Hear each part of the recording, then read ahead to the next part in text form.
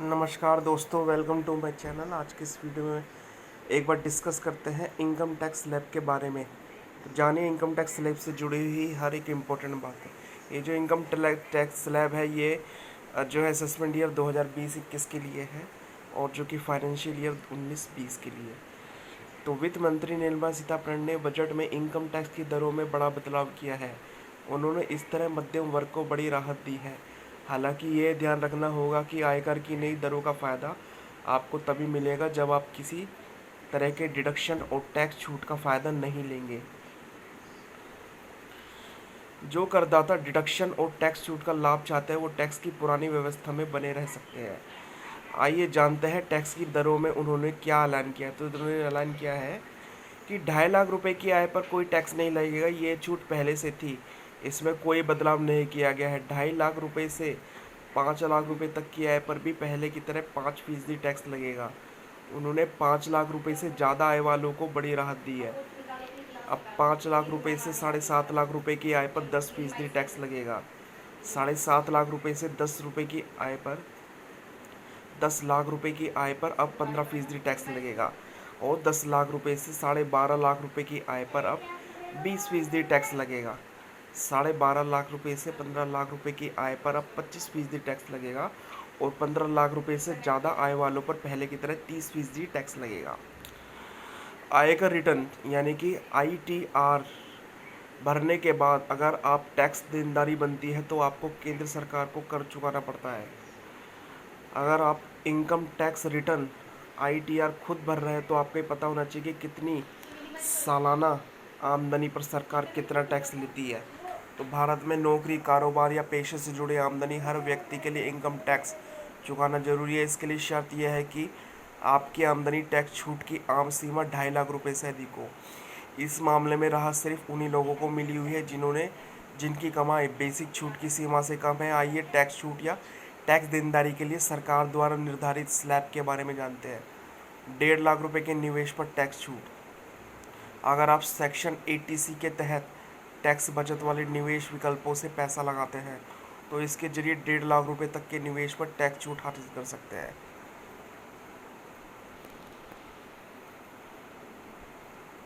National pension system, स्वैच्छिक provident fund और income tax कानून के सेक्शन 80D के साथ सेक्शन 24 के हिसाब से कुछ खर्च पर आप अलग से टैक्स बचा सकते हैं।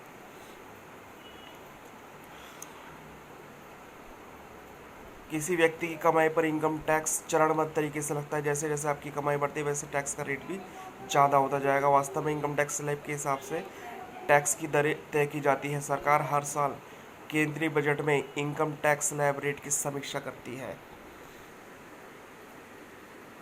यानी कि जब भी केंद्रीय बजट आता है हर साल तो इनकम टैक्स में एक नया बदलाव आता है इसकी स्लैब रेट के अंदर। इस साल के बजट में वित्त मंत्री अरुण जेटली ने इस स्लैब में कोई बदलाव नहीं किया है। बजट में आय पर कर लगने वाले उपकर यानी कि जो आय पर जो कर लगता है उस पर एक चीज़ और होती है, एक कर और लगता है, उसे हम बोलते हैं सेस, CESS की दर 3 से बढ़ाकर 4% कर दी गई है। यानी पहले ये 3% थी। यानी कि अगर फाइनेंशियल ईयर में 2018-19 असेसमेंट या 2019-20 की बात कहूँ तो ये सेस जो है 4% पड़ता, लेकिन अब 3% पड़ता और अभी 4% पर कर दिया। यानी कि 1% की बढ़ोतरी हो गई है। इसका मतलब ये है कि अगर आप सरकार को 5,000 रुपये का टैक्स चुकाते हो तो पहले जहाँ उस पर सेस के रूप में 150 रुपये चुकाने होते थे वहीं आपको सेस 200 रुपये चुकाना होगा। अगर आप योग्य आमदनी के हिसाब से सबसे अधिक टैक्स स्लैब 30% में आते तो सेस बढ़ने की वजह से आपकी कर देने में 2,625 रुपये का इजाफा हो गया है। ये प्रस्ताव असेसमेंट ईयर 2019-20 के लिए है। अब असेसमेंट ईयर वास्तव में वित्त वर्ष के ठीक बाद वाला साल होता है। मतलब अभी वित्त वर्ष 2018 में चल रहा है। 1 अप्रैल 2018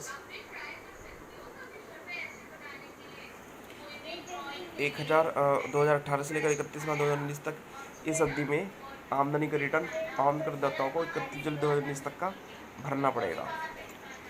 मौजूदा वित्त वर्ष का इनकम टैक्स रिटर्न रिटर्न भरने तक के लिए आपको असेसमेंट ईयर 1 साल आगे का लिखना पड़ता है। मतलब आप वित्त वर्ष 2018-19 का 1 अप्रैल 2018 से लेकर 31 मार्च 2019। अच्छा,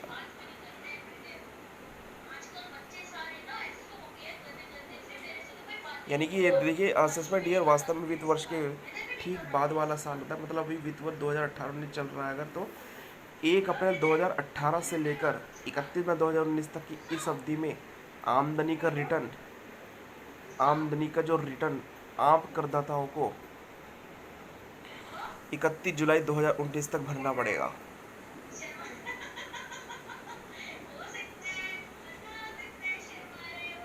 ध्यान रखने वाली बात यह भी है कि सिर्फ आमदनी के हिसाब से ही टैक्स स्लैब अलग नहीं है, उम्र के हिसाब से भी आपकी इनकम टैक्स देनदारी बदल जाती है। 60 साल से कम उम्र के एक आम भारतीय के लिए 2.5 लाख रुपए तक की कर योग्य आमदनी टैक्स फ्री है। यानी कि अगर 60 साल से कम हो तो आपकी जो सालाना आय 2.5 लाख रुपए तक है तो उसके लिए कोई भी टैक्स नहीं लग रहा। तो पहले टैक्स की दर इस तरह थी, पहला स्लैब 5% का था, इनकम टैक्स का दूसरा स्लैब 20% का था। क्योंकि कर योग्य आमदनी अगर 2.5 लाख से 5 लाख रुपए के बीच है तो इस पर 5% टैक्स चुकाना पड़ेगा। ये ध्यान रखिए कि कुल आमदनी में से टैक्स बचत के लिए किए गए निवेश एवं खर्च आदि पर टैक्स लाभ वाली रकम घटाने के बाद कर योग्य आमदनी निकाली जाती है। इसी वर्ष तर्ज पर 5 से 10 लाख रुपए की आमदनी पर आपको इनकम टैक्स 20% की दर से चुकाना पड़ता था। 5 लाख से 10 लाख की 10%। आम करदाता के लिए तीसरा इनकम टैक्स स्लैब 30% का था। इसके लिए आपकी सालाना कर योग्य आमदनी 10 लाख रुपए से अधिक होनी चाहिए। तो एक सीनियर सिटीजन के मामले में टैक्स की दरें अलग है। एक आम भारतीय वरिष्ठ नागरिक के लिए 3 लाख रुपए तक की कर योग्य आमदनी टैक्स फ्री है। यानी कि सीनियर सिटीजन अगर 80 साल तक है, यानी 80 साल से 60 साल से 80 साल तक है, तो उनके लिए 3 लाख रुपए तक की कर योग्य आमदनी टैक्स फ्री है। कर योग्य आमदनी अगर 5 लाख रुपए के बीच है तो इस पर 5% टैक्स चुकाना पड़ता है। ठीक है। इसी तर्ज पर 5 से 10 लाख रुपए की आमदनी पर आपको इनकम टैक्स 20% और सालाना 10 लाख से अधिक की कर योग्य पर आमदनी पर 30% के हिसाब से इनकम टैक्स चुकाना पड़ता है। एक आम भारतीय वरिष्ठ नागरिक सुपर सीनियर सिटीजन की एज 80 साल से ऊपर है, क्योंकि सुपर सीनियर सिटीजन एक तो होता है 80 साल 60 साल से कम, 60 से 80 साल सिटीजन और सीनियर सिटीजन, एक आता है सुपर सीनियर सिटीजन। एक अगर 60 साल से कम है तो आप कहलाएंगे सिटीजन, अगर आप 60 से 80 साल के बीच है तो आप कहलाएंगे सीनियर सिटीजन, और अगर आप 60 साल से अधिक है तो आप कहलाएंगे सुपर सीनियर सिटीजन। तो एक सुपर सीनियर सिटीजन के लिए एक स्पेशल बात यह है कि 5 लाख रुपए तक की कर योग्य आमदनी टैक्स फ्री है। उनको 5 लाख रुपए तक की अगर उनकी आमदनी है तो उनको कोई टैक्स नहीं देना पड़ेगा, जबकि सीनियर सिटीजन के लिए 3 लाख रुपए और सीनियर सिटीजन के लिए 2.5 लाख रुपए। कर योग्य आमदनी अगर 5 से 10 लाख रुपए है तो आपको इनकम टैक्स 20% चुकाना पड़ता है। 20% आपको चुकाना पड़ता है। सालाना 10 लाख रुपए से अधिक की कर योग्य आमदनी पर 30% के हिसाब से इनकम टैक्स चुकाना पड़ता है। यानी कि अगर आप 5 से 10 लाख रुपए आपकी इनकम है तो इनकम टैक्स 20% देना पड़ेगा। वहीं आपको 10 लाख से ऊपर है तो वो 30% के हिसाब से इनकम टैक्स देना पड़ेगा। वास्तव में आप इनकम टैक्स कानून के सेक्शन 80C से 80U के तहत किए गए निवेश की रकम को जोड़ लें। इसके बाद टैक्स छूट की बेसिक सीमा वाली रकम को उसमें जोड़ दें। यानी कि जो 80C से 80U के तहत जो भी निवेश किया है आपने अपनी रकम को कहीं, उस निवेश की रकम को भी अपनी ग्रोस इनकम में जोड़ लें। इसके बाद टैक्स छूट की बेसिक सीमा वाली रकम को टैक्स छूट की बेसिक सीमा वाली रकम को उसमें जोड़ दें। कुल आमदनी में से इस रकम को घटा दें। यानी जहाँ जहाँ आपने निवेश किए हैं, जैसे कि कोई आपने म्यूचुअल फंड लिया है या फिर आपने प्रोविडेंट फंड के अंदर जो पैसा जमा है, आपने जो कोई LIC ले रखी है, ये 80C से लेकर 80U के तहत जितने भी कानून है, जितने भी सेक्शन बने हैं कानून के, उसमें जो भी आपकी रकम रखी हुई है उसको अपनी ग्रोस सैलरी में जोड़कर उसमें से बेसिक सेवा वाली रकम को घटा दें। इसके बाद जितनी रकम बचती है उस पर टैक्स स्लैब के हिसाब से आपको टैक्स देना पड़ेगा। तो टैक्स की सही इस रकम को उपकर सेस की रकम की भी गणना सही तरीके से करनी पड़ेगी। पिछले वित्त वर्ष के लिए इनकम टैक्स रिटर्न पर फाइल करने वाले वक्त आपको 2% शिक्षा उपकर एजुकेशन सेस और 1% सेकेंडरी सेस की गणना करनी पड़ेगी। इन सेस की रकम को आपको कुल टैक्स में जोड़ने के बाद टैक्स की रकम निकलेगी। जिस व्यक्ति की सालाना आमदनी 1 करोड़ रुपए से अधिक है उसे कुल इनकम टैक्स पर 15% सरचार्ज चुकाना पड़ता है।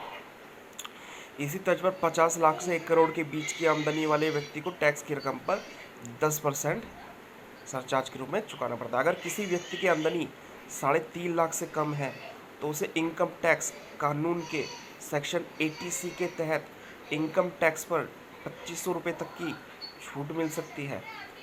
इनकम टैक्स की रकम से ये संबंधित घटना सेस जोड़ने से पहले ही की जाती है।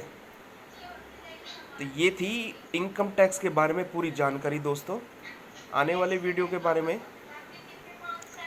मेरा इंतज़ार कीजिए कि मैं नई वीडियो के साथ आपके सामने पेश होऊंगा और एक नई इन्फॉर्मेशन मैं आपके सामने लाऊंगा, भले ही वो इन्फॉर्मेशन किसी भी व्यक्ति या किसी भी विशेष या किसी भी घटना पर आधारित हो। वीडियो को शुरू से लेकर एंड तक देखने के लिए धन्यवाद दोस्तों। चैनल को लाइक सब्सक्राइब करना ना भूलें। Thank you, take care, have a nice day.